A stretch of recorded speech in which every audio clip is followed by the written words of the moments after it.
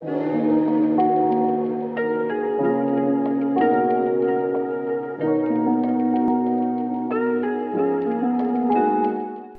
pagi bosku, jumpa kembali bersama saya Cecilia dari Pilar Mas Investindo Sekuritas. Touch your heart, touch your profit. Nah, seperti biasa kita akan mulai saja nih market review kita hari ini, Senin 21 Februari 2022 dengan episode Yakin. Maka dari itu jangan kemana-mana ya bosku, tetap di channel Pilar Mas Investindo Sekuritas. Touch your heart, touch your profit. Pionir sekuritas channel di Indonesia.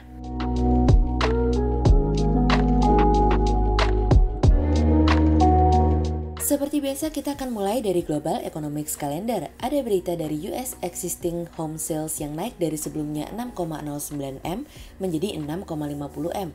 Kemudian ada dari US Leading Index yang turun dari sebelumnya 0,7% menjadi minus 0,3%. Kemudian ada dari Eurozone Current Account SA yang turun dari sebelumnya 23,6 billion menjadi 22,6 billion. Kemudian kita beralih ke corporate news. Ada berita dari PT Kapuas Primacoal Tbk atau Sing yang menyiapkan anggaran belanja modal senilai 12,5 juta US dollar atau setara dengan 178,47 miliar rupiah untuk 2022 dari Business.com. Kemudian ada dari PT Pura Delta Lestari Tbk atau Demas yang menargetkan marketing sales senilai 1,8 triliun rupiah pada 2022 dari Business.com. Kemudian ada dari PT Bank Rakyat Indonesia Persero atau BBRI yang siap untuk mendukung penyaluran kredit bagi sektor UMKM nasional di sektor perbankan hingga 30% dari total pembiayaan 1.800 triliun rupiah dari IQ+. Kemudian pada perdagangan hari Jumat tanggal 18 Februari 2022, IHSG ditutup menguat sebesar 57 poin atau 0,84% ke level 6.892. Sektor infrastruktur, teknologi, properti, industrial, finance, consumer cyclical, basic industry, energi bergerak positif dan mendominasi kenaikan IHSG kali ini. Investor asing mencatatkan pembelian bersih sebesar 737 miliar rupiah. Kemudian kita akan masuk ke market review kita hari ini. Cerita hari ini akan kita awali dari Bank Sentral Cina memompa. Di tengah situasi dan kondisi perlambatan ekonomi yang harus dihadapi oleh Cina, pada akhirnya Bank Sentral Cina kembali menyuntikkan likuiditas sebesar 100 miliar yuan atau 15,7 miliar dolar ke dalam sistem perbankan melalui fasilitas pinjaman jangka menengah. Meskipun memompa likuiditas sebanyak itu, Bank Sentral Cina tetap tidak akan mengubah biaya pinjamannya. Hal ini sesuai janji pemerintah Cina yang dimana mereka tidak akan meninggalkan perekonomiannya dengan memberikan stimulus yang cukup untuk menjaga likuiditas pasar dengan memberikan pinjaman dengan tingkat suku bunga yang rendah untuk mendukung permintaan kredit. Pemerintah Cina khawatir sektor properti dan permintaan konsumsi swasta terus melemah. Bank Sentral Cina telah memberikan suatu tanda untuk memberikan lebih baik dukungan untuk menopang pertumbuhan. Tahun ini, mungkin Bank Sentral Cina dan pemerintah akan berkolaborasi untuk bersama melawan perlambatan ekonomi dengan bauran kebijakan moneter dan fiskal. Namun pertanyaannya adalah seberapa jauh Cina bisa melonggarkan kebijakannya, sementara The Fed bersiap untuk menaikkan tingkat suku bunganya. Keterbatasan akan menjadi poin di sini karena kenaikan tingkat suku bunga The Fed akan membuat ruang Bank Sentral Cina melonggarkan kebijakan moneternya menjadi terbatas karena dapat mendorong capital outflow lebih besar untuk terjadi. Kekhawatiran akan pelemahan ekonomi yang terjadi di Cina telah mendorong indeks saham Cina mengalami penurunan, ditambah lagi utang di sektor properti yang melebihi pelonggaran kebijakan moneter Bank Sentral Cina. Inflasi yang keluar kemarin di Cina telah menunjukkan pelemahan daya beli yang dimana pada akhirnya mungkin akan memberikan ruang bagi Cina untuk melonggarkan kebijakannya selagi masih ada waktu sebelum pada akhirnya Amerika menaikkan tingkat suku bunganya lebih tinggi lagi. Bank Sentral Indonesia justru melihat ada potensi mulai tahun depan untuk mulai kembali menjual obligasi pemerintah yang mereka beli kala pandemi sebagai bagian dari monetisasi utang senilai 58 miliar dolar yang dimana kala itu Bank Indonesia melakukan stimulus selama pandemi berlangsung. Sejauh ini Gubernur Bank Indonesia mengatakan bahwa mereka akan mulai mendiskusikannya, namun menilik situasi dan kondisi saat ini, Gubernur Bank Indonesia Bapak Peri Warjio mengatakan bahwa mereka akan mulai melakukan langkah tersebut pada tahun depan. Bank Indonesia dapat mensirkulasikan kembali kepemilikan utang jika pasokan obligasi pemerintah terbatas dibandingkan dengan permintaan.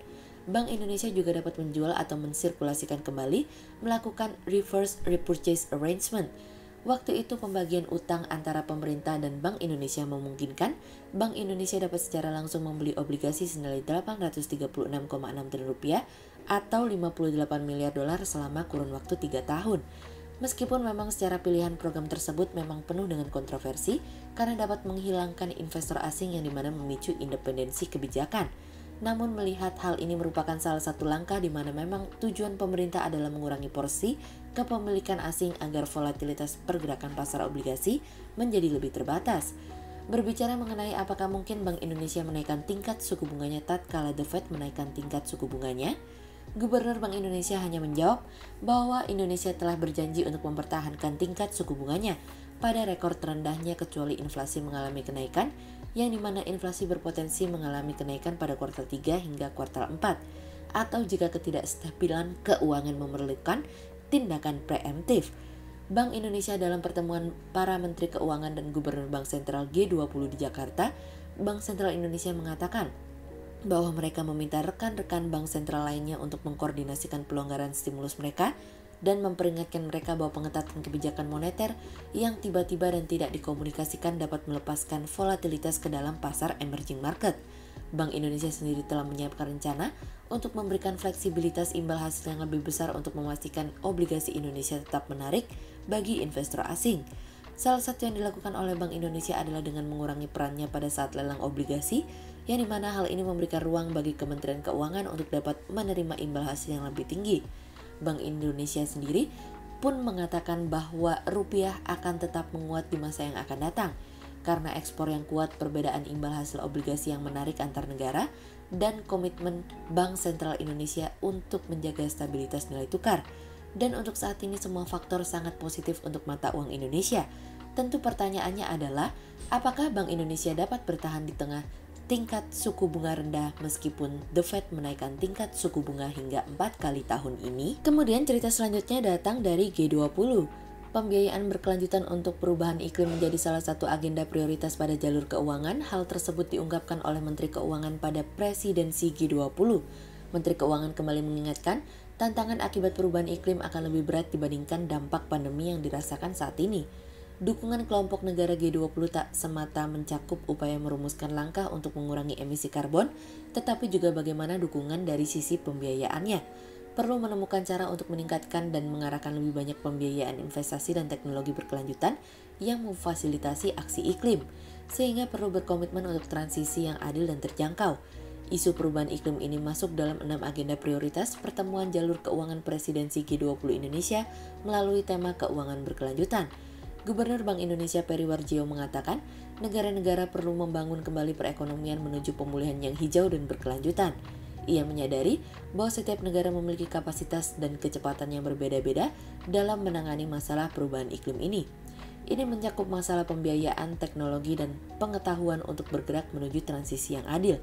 Agenda keuangan berkelanjutan akan berfokus pada bagaimana G20 dapat mendorong transisi yang adil dan terjangkau menuju ekonomi rendah karbon dan keuangan berkelanjutan baik dari perspektif makroekonomi maupun stabilitas keuangan. Di samping membicarakan terkait dukungan terhadap pembiayaan perubahan iklim, pertemuan Menteri Keuangan dan Gubernur Bank Sentral negara-negara G20 2 hari mendatang juga membahas 5 agenda prioritas lainnya. Beberapa isu tersebut antara lain sinkronisasi exit strategi, menangani scaring efek akibat pandemi, digitalisasi sistem pembayaran, inklusi keuangan khususnya bagi UMKM, serta perpajakan internasional. Sehingga berdasarkan technical analisa, kami melihat saat ini IHSG memiliki peluang bergerak menguat terbatas dan ditradingkan pada level 6.812 hingga 6.927. Hati-hati ada potensi koreksi ya. Berikut stock watch pilar emas hari ini ya bosku. Yang pertama ada dari INKP, kemudian yang kedua ada dari Agro, dan yang ketiga ada dari Japfa. Berikut 2 saham yang kami analisa hari ini ya bosku. Yang pertama ada dari MTEL atau PT Daya Mitra Telekomunikasi Tbk yang meluncurkan platform digital terpadu yang diberi nama OneFlux untuk meningkatkan kualitas Customer Relationship Manager atau CRM. OneFlux diharapkan dapat meningkatkan customer experience yang juga dinilai dapat memberikan efisiensi pada operasional bisnis MTEL. Manajemen juga menjelaskan cara kerja OneFlux yang mengintegrasikan aplikasi yang sudah ada di Mitratel. Dalam pengembangannya, Mitratel mengajak kerjasama anak perusahaan Telkom yaitu Telkom Sigma. Sehingga berdasarkan technical analisa dalam tren pada jangka waktu short term berpotensi untuk bearish dengan target 760 dan tingkat probabilitas sebesar 62%. Kemudian yang kedua ada dari Demas atau PT Pura Delta Lestari Tbk yang menargetkan marketing sales senilai 1,8 triliun rupiah pada 2022.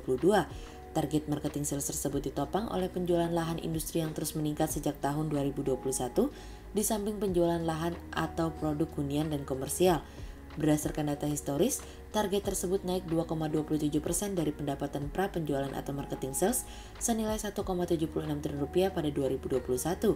Sehingga berdasarkan teknikal analisa dalam tren pada jangka waktu short term, berpotensi untuk bullish dengan target 200 dan tingkat probabilitas sebesar 68%, sementara dalam jangka waktu long term, berpotensi untuk bearish dengan target 175 dan tingkat probabilitas sebesar 52%. Berikut kami akan menampilkan 40 saham pilihan dari Pilar Mas.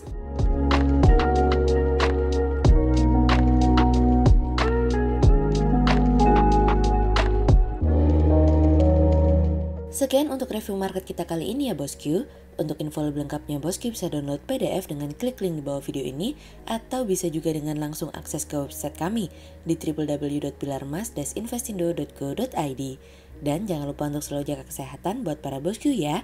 Kita akan bertemu lagi besok pagi untuk market review yang berikutnya. Jadi jangan lupa like, subscribe, dan tonton terus channel Pilar Mas Investindo Sekuritas. Touch your heart, touch your profit. Pionir Sekuritas Channel di Indonesia.